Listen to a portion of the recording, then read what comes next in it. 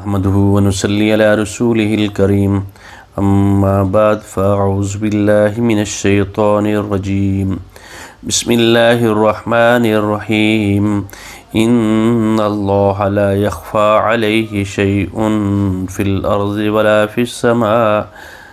هو الذي يصوركم في الأرحام كيف يشاء لا إله إلا هو العزيز الحكيم هو الذي أنزل عليك الكتاب منه آيات محكمات هن أم الكتاب وأخر متشابهات فأما الذين في قلوبهم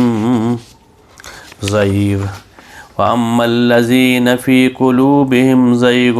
فيتبعون ما تشابه منه ابتغاء الفتنة وابتغاء تأويله وما يعلم تأويله إلا الله والراسخون في العلم يقولون آمنا به كل من عند ربنا وما يذكر إلا أولو الألباب۔ جس طرح کہ یہ ہمارا سلسلہ جاری ہے، تو کل ہم نے یہ جانا تھا کہ رب العزت نے یہ سورۃ آل عمران کی جو ہے نا آیت، آج ہم نے 5، 6 اور 7 کو پڑھا ہے۔ دیکھتے ہیں کہ کہاں تک ہم اپنی بات کو مکمل کر پاتے ہیں۔ تو پہلے ہم نے دیکھا کہ اللہ ہمارا جو ہے الہ معبود، وہ عبادت صرف اور اس کی ہو سکتی ہے۔ کیوں؟ اس کی زندگی مستعار نہیں، مانگی نہیں، وہ خود سے زندہ ہے، وہ ازل سے ہے، اور اسی طریقے سے وہ قیوم ہے، وہ زندگی دینے والا ہے، وہ قائم رکھنے والا ہے، ہر چیز اسی کے دم سے قائم ہے۔ اور اس نے جو کتابیں اتاری ہیں پہلے بھی آدم سے لے کر آخر تک، اور نبی اکرم صلی اللہ علیہ وآلہ وسلم کے اوپر جو کتاب اتاری حق کے ساتھ، تصدیق کے ساتھ،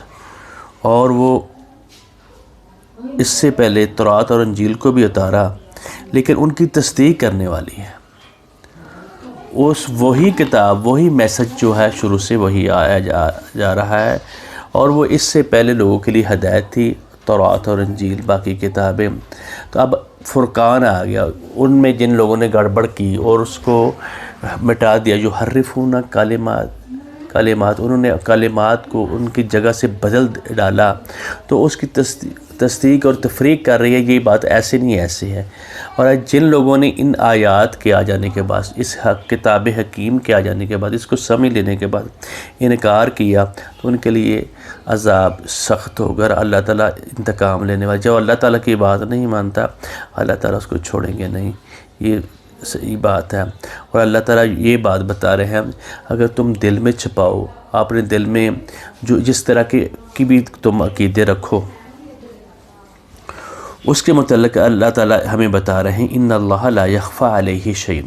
کوئی چیز بھی اللہ رب العزت سے آگے سے کوئی بھی چیز چھپی ہوئی نہیں ہے۔ اور وہ جو دلوں میں چیز ہے، وہ حصل ما فی الصدور، وہ قیامت والے دن جو سینوں میں چھپائی ہوئی چیزیں ان کو نکال بہر کرے گا۔ تو یہاں بھی اللہ تعالیٰ یہ بتا رہے ہیں، کوئی چیز بھی چھپی نہیں، زمین میں ہو یا آسمان میں ہو، اور وہ اس چیز کو بھی جانتا ہے جس چیز کا تمہیں نہیں پتہ، هو الذی یصورکم فی الارحام کیف یشاء، اور وہ کس طریقے سے، کس طرح صورت نقشہ کشی کرتا ہے، هو الذی، وہی ہے وہ ذات، الذی جو یصورکم، تمہاری صورت، تمہاری نقشہ کشی کرتا ہے، فی الارحام، رحموں میں، کیف یشاء، جیسے وہ چاہتا ہے۔ پھر بات بتا دی لا الہ، جب لا کا ذکر آ گیا پھر الہ، اثر اللہ رب جس کو کسی نے جانا نہیں، جو اس کی کوئی زندگی کسی سے مانگی نہیں، اس کی اپنی ذاتی زندگی، وہ ازلی ہے، ابدی ہے، اور اسی کے دم سے ساری چیزیں قائم ہیں۔ لا الہ الا ہو العزیز الحکیم، وہ زبردست غالب و حکمت والا ہے۔ اس حکمت جو اس کی جو سوچ اس کی پلاننگ جو ہوتی ہے وہ بڑی ہائی سطح کی ہوتی ہے۔ ہماری رہنمائی کے لیے یہ کتاب ہم نے تم کو دی۔ یہ اصل میں بتایا یہود اور نصارہ کو بتایا جا رہا ہے، اور ان کی طرف توجہ کی جا رہی ہے، اور ان کو بتایا جا رہا ہے یہ ایسی بات نہیں ہے۔ پھر آگے جا کر 7ویں آیت میں اللہ رب العزت بتاتے ہیں هو الذی انزل علیک الکتاب، وہی ہے جس نے کتاب نازل کی۔ کسی جگہ نزلہ بھی آیا ہے، یہ نزلہ ایسا عطا کہنا کو ہوتا ہے۔ اچھا، منہ آیات محکمات ہن ام الکتاب، جو واضح احکامات ہیں، جو واضح احکام ہیں، بھئی یہ کرنا ہے یہ نہیں کرنا۔ فرمایا منہ آیات، پھر اس میں ایسی آیتیں محکمات واضح ہیں، ہن ام الکتاب، وہی کتاب کی اصل ہے۔ اب یہ دیکھنے والی بات ہے، اللہ رب العزت بھئی یہ تم نے کرنا ہے، یہ نہیں کرنا، یہ تمہارے حکم ہے، اور یہ تو حلال ہے، یہ حرام ہے، یہ ساری چیزیں اللہ رب العزت ہمیں بتا رہے ہیں، واضح طور کے اوپر بتایا جا رہا ہے۔ اور ساتھ ساتھ اللہ تعالیٰ کے یعنی کتب علیکم، یعنی تمہارے اوپر یہ فلاں چیز فرض کر دی گئی، فلاں چیز فرض کر دی گئی، اللہ رب العزت ہمیں یہ بتایا گیا ہے اس میں۔ اور پھر آگے جا کر اللہ رب العزت کی صفات جو ہوتی ہیں، مطلب جتنی اللہ کی صفات، ہاتھ کیسا ہے، اس کا چہرہ کیسا ہے، اور اس کے متعلق اللہ رب العزت اخر متشابہات، دوسری متشابہات ہے جن کا جنت کیسی ہے، دوزخ کہتی ہے، اور قبر کا عذاب کیسا ہے، قضاء و قدر کے سلسلے کس قسم کے ہیں، اور جو صحیح لوگ ہیں وہ جنت دوزخ کے متعلق اللہ رب العزت نے ہمیں بتایا ہوا اخر متشابہ۔ ایک تو واضح بات بتا دی، یہ تم نے نماز پڑھنی ہے، روزے کرنا، یہ حلال ہے، یہ حرام ہے۔ پھر آپ نے جو پڑھی ہیں سورۃ البقرہ میں، بھئی تم نے حج کس طریقے سے کرنا ہے، تم نے خرچ کس طرح سے کرنا ہے، تم نے یعنی اپنے آپس کے معاملات کو کس طریقے سے چلانا ہے، تم نے عبادت کس طریقے سے کرنی ہے، اور ہر ایک چیز، نکاح اور طلاق اور سارے کے سارے مسئلے مسائل اللہ رب العزت نے بڑی شاندار اور بڑے اچھے انداز سے بتا دیا۔ پھر اگر تم طلاق یافتہ ہو جاتے ہو، تم نے جہاد کس طرح کرنا ہے، قتال کرتے ہو تو اس میں لوگ یعنی بیوہ ہو جائیں گے، لوگ بچے یتیم ہو جائیں گے، یتیموں کی تم نے کفالت کس طرح کرنی ہے، تم نے انفاق کس طرح کرنا ہے۔ پھر تم نے جب انفاق کرو گے تو تم نے ان میں اچھا کس طریقے سے کرنا ہے، جو آپ کھانا ہے اسی طریقے کا دینا ہے، جو تم کو پسند ہے وہی لوگوں کو دینا ہے، اور یتیموں مسکینوں کو، اپنے والدین کا عزیز و اقارب کو تم نے کس طریقے سے یہ معاملات کرنے ہیں۔ یہ اللہ رب العزت نے ایک بات ہمیں بتائی ہے، اگر ہماری سوچ اگر ہمیں یاد ہو پیچھے سے جو کہا جا رہا ہے۔ اب بتایا جا رہا ہے کچھ چیزیں جو ہیں متشابہ ہیں، جنت کیسے ہوگی، عالم برزخ کیسے ہوگا، فرشتے، عالم الغیب کس طرح ہوگا، اللہ تعالیٰ کا عرش کس طرح کا ہے، اللہ تعالیٰ کے ہاتھ کس طرح کے ہے، اس کے اوپر تمہیں بحث کرنے کی ضرورت نہیں ہے۔ تو اللہ تعالیٰ یہ بتا رہے ہیں فَأَمَّا الَّذِينَ فِي قُلُوبِهِمْ، جو لوگ قرآن پاک کے اوپر، جن لوگوں کو گڑبڑ ہوتی ہے، ان کے سوچ میں، ان کے دلوں میں ٹیڑھ ہوتی ہے، اما الذین، رہے وہ لوگ جن لوگوں کے دلوں میں ٹیڑھ ہوتی ہے، زیغن ٹیڑھ ہوتی ہے، فَيَتَّبِعُونَ مَا تَشَابَهَ مِنْهُ، جن کے دلوں میں کجی ہوتی ہے وہ پیچھے لگ جاتے ہیں، پیچھے پڑ جاتے ہیں، ان آیات کے پیچھے پڑ جاتے ہیں جو ان میں سے متشابہ ہیں۔ بھئی اللہ کا ہاتھ کس طرح، اس پہ دن رات بحث ہو رہی ہے، اور جنت کس طرح کی ہوگی، جہنم کس طرح ہوگی، عذاب قبر کس طرح کا ہوگا، عالم برزخ کیا ہے، اس کے اوپر وہ بہت ساری بحثیں مباحثے۔ اگر وہ بات سمجھ آ جائے تو وہ ٹھیک ہے۔ اللہ رب العزت بتا رہے ہیں جو اس بندے کے دل میں ٹیڑھ ہے، جس نے اللہ کی بات کو نہیں ماننا، جس کے دل میں کفر چھپایا ہوا ہے، پہلے یہ بتایا گیا تھا کہ بھئی کفر اور ایمان جو ہوتے ہیں انسان کے دل میں ہوتے ہیں، شرک کہاں ہوتا ہے، کفر کہاں ہوتے ہیں، بغض کہاں ہوتا ہے، حسد کہاں ہوتا ہے، یہ ساری دل میں چیزیں پالی ہوئی ہوتی ہیں۔ تو اللہ رب العزت یہاں ہمیں یہ بتا رہے ہیں جن لوگوں کے دل میں ٹیڑھ ہوتی ہے، جن لوگوں کے دل میں یہ کج روی ہوتی ہے، وہ پیچھے پڑے رہتے ہیں ایسی باتوں کو، وہ مسئلے اتنی بحث مباحثہ کرتے ہیں جس کی حد نہیں ہے۔ کہ وجہ کیا ہوتی ہے، ابتغاء الفتنہ، فتنے کی تلاش میں، فساد برپا، کسی کو اوپر نیچے کرنے کے لیے، مناظرہ بحث مباحثہ کرنے کے لیے، یہ وہ دن رات اس کے اوپر لگے رہتے ہیں، اور وہ ان کو اور کو کام سوچتا نہیں ہے۔ اپنی مرضی کی تعویلیں کرتے ہیں، اپنی مرضی کی آیات کی تعویل سے مراد ہوتی ہے یہ تفسیر اپنی مرضی کر دیتے ہیں۔ تو اللہ تعالیٰ بتا رہے ہیں وَمَا يَعْلَمُ تَأْوِيلَهُ إِلَّا اللَّهُ، حالانکہ اس کا حقیقی مفہوم اللہ کے سوا کسی کو پتہ نہیں ہوتا۔ جن لوگوں کے دلوں میں ٹیڑھ ہوتی ہے، جو لوگ اچھے ہوتے ہیں، ایمان والے ہوتے ہیں، اللہ کو ماننے والے ہوتے ہیں، وہ محکم آیات ان کے سامنے آ جاتی ہیں، وہ کتاب ہے، یہ روزہ ہے، نماز ہے، حج ہے، زکوٰۃ ہے، تو ہم نے اپنے احکام جو معروف کے اوپر تم نے کام کرنا ہے، وہ اللہ تعالیٰ نے ہدایت رکھ دی انسان کے دل میں۔ قرآن پاک میں ایک صورت میں فرما دیا وَنَفْسٍ وَمَا سَوَّاهَا، جب اس کو ہم نے درست کیا۔ ابھی بھی یہ انسان کی صورت کس طرح بناتا ہے؟ جب صورت بناتا ہے تو فَنَفْسٍ وَمَا سَوَّاهَا، اس سے پہلے 10 قسمیں کھائیں، فَأَلْهَمَهَا فُجُورَهَا وَتَقْوَاهَا، اس کو اچھائی برائی کا ہر چیز واضح بتا دی۔ الہمہا فجورہ و تقوی، قد افلح من زکاہا، وہ کامیاب شخص ہو گیا جس نے وہ حلال حرام کو، جس کو وہ چیزوں کی بات سمجھ آ گئی اور اس کے اوپر عمل کیا۔ وقد خواب من دسہا، جو دنیا دار ہے، جو زمین میں کسا رہتا ہے، جو دنیا کا پجاری ہے، جو اللہ تعالیٰ کو احکام کو نہیں ماننے والا، وہ نامراد ہو جائے گا۔ اور یہاں بھی اللہ تعالیٰ فرماتے ہیں جس بندے کے دل میں ٹیڑھ ہوتی ہے وہ جھگڑا فساد برپا کرتا ہے، اور شیطانی وسوسے اس کے دل میں آتے ہیں، خواہشات، وہ اس کے دماغ میں ٹیڑھا پن رہتا ہے۔ قرآن میں جو اچھی بات ہے اس کو اپنے مطلب کی نکال کر کرتا رہتا ہے۔ وابتغاء تاویلہ، اس میں ٹیڑھی تعویل، وہ فتنے کے لیے، وہ فساد کے لیے وہ تلاش کرتا رہتا ہے،